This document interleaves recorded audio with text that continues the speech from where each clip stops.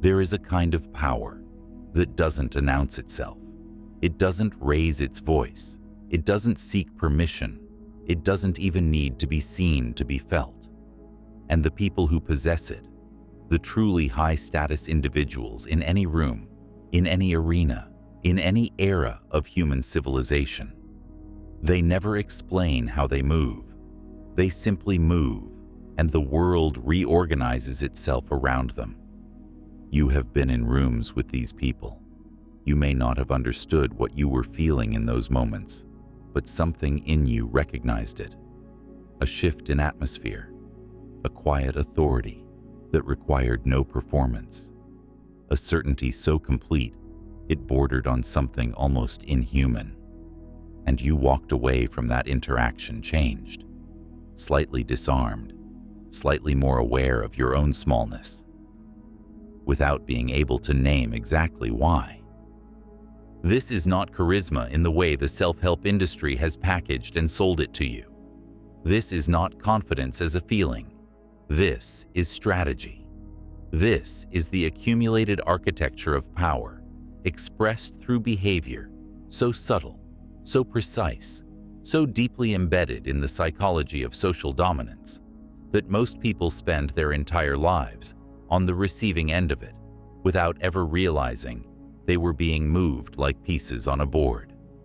What you are about to understand changes the way you see every room you walk into.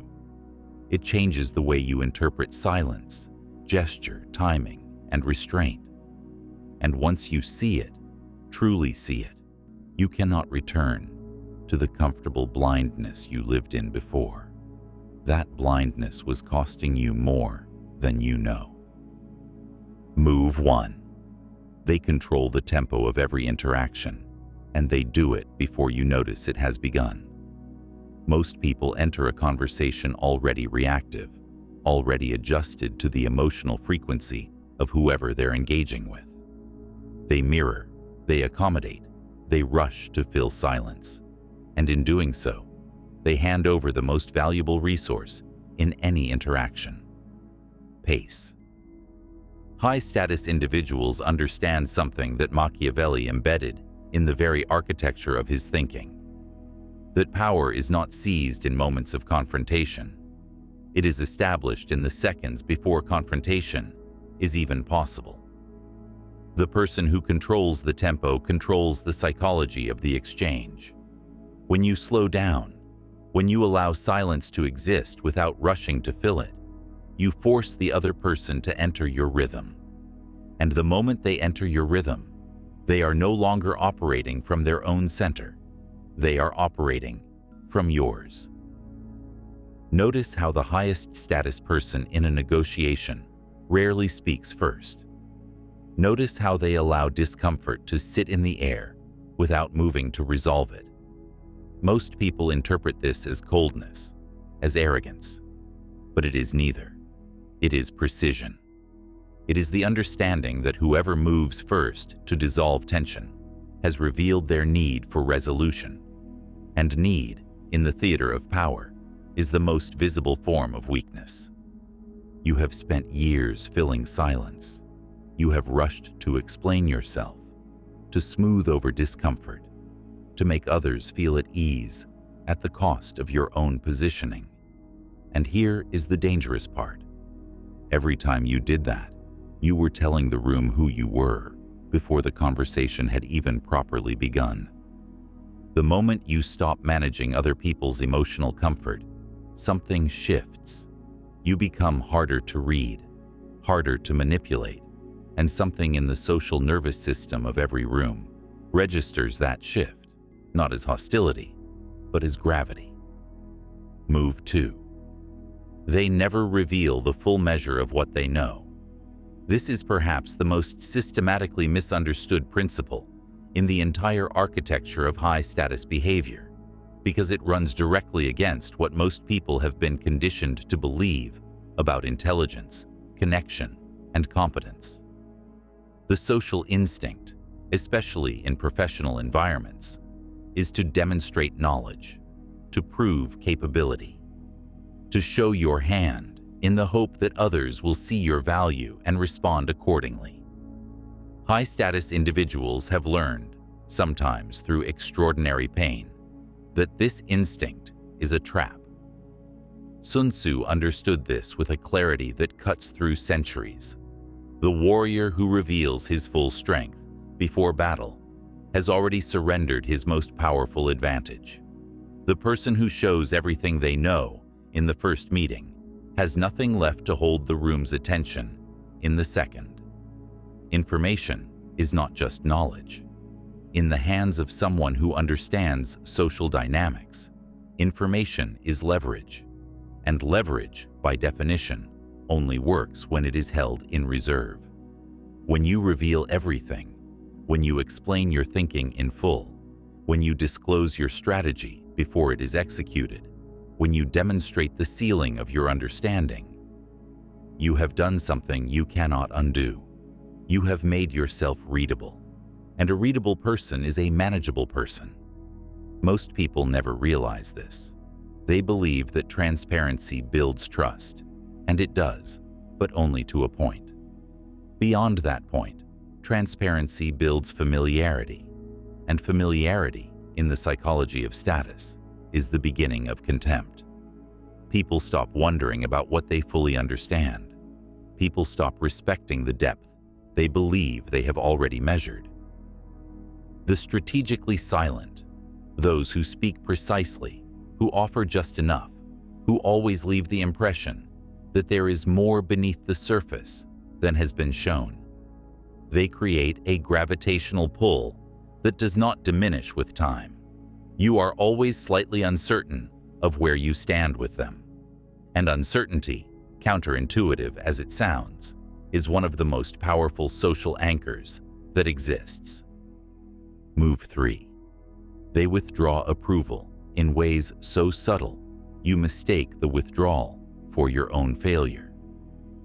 This is where the psychology becomes genuinely dangerous to understand, because once you see this mechanism operating in the world, you begin to realize how many of your own decisions, your choices about where to invest energy, attention, and loyalty, have been shaped not by your own values, but by the invisible hand of strategic withdrawal. Carl Jung spent years excavating the shadow, that part of the human psyche that operates beneath awareness, that drives behavior through unacknowledged need and unconscious fear. And one of the most powerful needs buried in the human shadow is the need for approval from figures perceived as high status. It is not a weakness particular to the fragile. It is wired into the social architecture of every human being. We were tribal creatures before we were rational ones. Status recognition was survival. High-status individuals, often without conscious awareness, sometimes with extraordinary precision, leverage this need. They give approval in measured doses. They create warmth that is occasionally, unpredictably withdrawn. And in the gap between warmth and withdrawal, the people around them work harder, comply more readily, seek more intensely to restore what they have temporarily lost. Manipulative people understand this very well. The intermittent reinforcement of approval is one of the most psychologically binding forces in human social behavior. The moment you understand this, everything changes. Every relationship in which you have found yourself inexplicably trying harder than the situation seemed to warrant. Every dynamic in which your effort escalated in proportion to the other person's coolness, you begin to see it differently, not as a romantic mystery or a professional challenge, as a mechanism, as architecture designed, consciously or not, to keep you inside someone else's orbit. The strategically aware person learns to recognize approval, withdrawal, for what it is. And in that recognition, something powerful occurs. The mechanism loses its grip. You cannot be controlled by a force you can name. This is why self-knowledge, true self-knowledge, the kind that descends into the shadow rather than polishing the surface, is not a spiritual luxury. It is a strategic necessity. Move 4. They position themselves in relation to conflict in a way that makes their strength invisible until the moment it cannot be denied. Most people believe that high-status individuals avoid conflict, that power manifests as a kind of elevated serenity, untouched by the friction of ordinary human competition. This is a beautiful illusion, carefully maintained. The truth is far more precise. Marcus Aurelius understood something that the Stoic tradition has preserved for centuries in the face of a civilization addicted to performance. The truly disciplined mind does not avoid conflict. It chooses the terrain, the timing, and the form of engagement so carefully that by the time conflict becomes visible, it is already over. This is not passivity. It is the highest form of strategic aggression.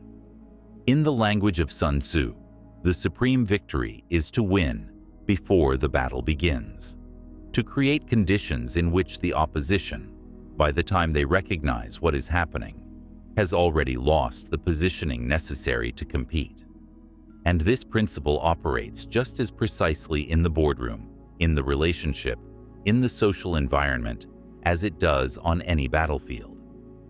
Watch how high-status individuals respond to provocation. They don't rise. They don't perform outrage. They don't explain themselves to rooms that were never genuinely interested in understanding them. They allow the provocation to land. They absorb it without visible reaction, and they continue moving. And in that non-reaction, in that extraordinary discipline, they do something that 1,000 eloquent responses could never accomplish.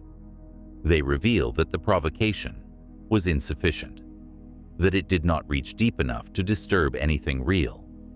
And insufficiency, in any competitive environment, is a more devastating verdict than anger.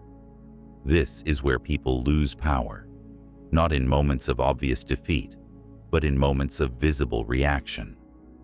Every time you respond to smallness with intensity, you are telling the room that the smallness reached you.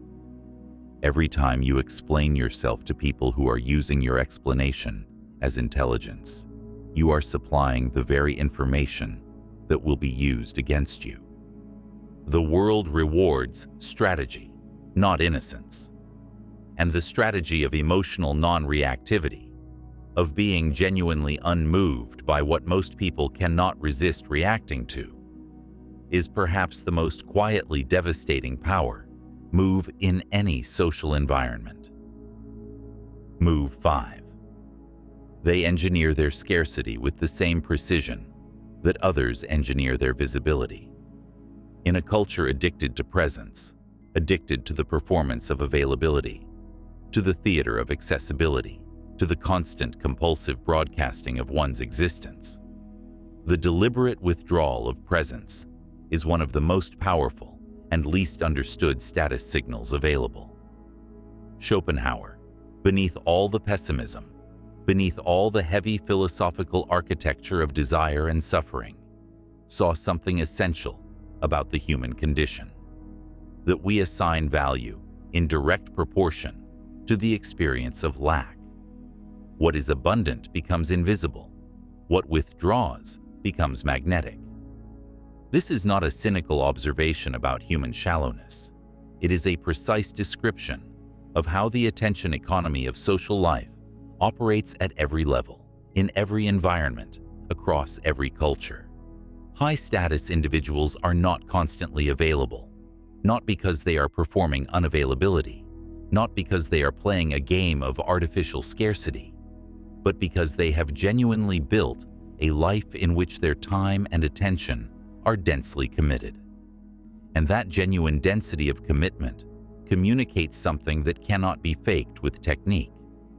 It communicates that their inner world is rich enough to not require constant external validation. This is the distinction most people miss when they try to apply the principle of scarcity strategically and find it backfiring. Manufactured absence is transparent. It carries the scent of the need it is trying to conceal. True scarcity, the scarcity of someone who is genuinely absorbed in something larger than the social transaction in front of them, is entirely different in quality. You feel it as gravitational rather than performative. You find yourself wondering not how to capture their attention, but whether you are interesting enough to deserve it. And here is the psychological reality that Nietzsche would have recognized without hesitation. The question of whether you deserve their attention reorganizes your behavior more powerfully than any direct demand they could ever make. You have become, without realizing it, the one who is auditioning, the one who is seeking. And in that reversal of seeking energy, the architecture of the entire relationship has been established before a single word of consequence has been spoken. Move 6. They speak in ways that make you do the work of interpretation, and in that interpretive labor, you invest yourself. Language for most people is a tool of expression, a mechanism for transferring information, for demonstrating intelligence, for building rapport through the comfortable currency of shared understanding. For high-status individuals who have learned the deeper grammar of social power, language operates at an entirely different register. It is not primarily a tool of expression. It is a tool of positioning. Notice how the most powerful people you have encountered say less than you expected. Their sentences are spare. Their commitments are precise. Their silences are not empty. They are loaded, directional, designed to make you lean in rather than pull back. And in that leaning in that movement toward them, you are not gathering information. You are disclosing yourself. You are revealing what you hoped to hear, what you feared they meant, what you needed the ambiguity to resolve into. Ambiguity in the hands of someone who understands this principle is not confusion. It is a net. Every person who rushes to fill interpretive silence with their own projected meaning has just handed over a precise map of their inner landscape to someone who knows how to read it. The dangerous part is how invisible this process is. You leave the conversation feeling as though you have been in a genuine exchange, as though something real was communicated, something mutual was established, and something was established. But the terms of what was established, the direction in which vulnerability flowed, the question of who learned more about whom, those were never as equal as the surface of the interaction suggested.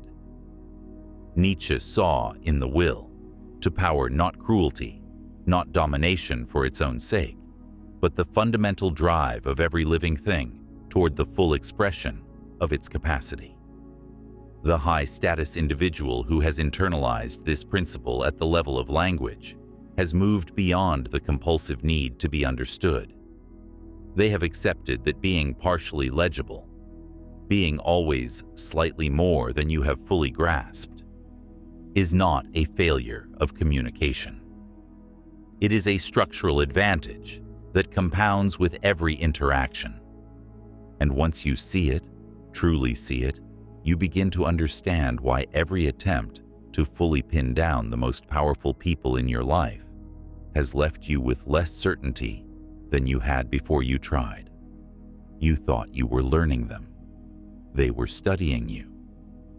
These 6 moves are not tricks. They are a glimpse into the invisible forces that shape human interaction every day. The Stoics understood that awareness is protection. Those who cannot see power at work cannot defend against it. The goal is not to become colder or more cynical. It is to see reality more clearly.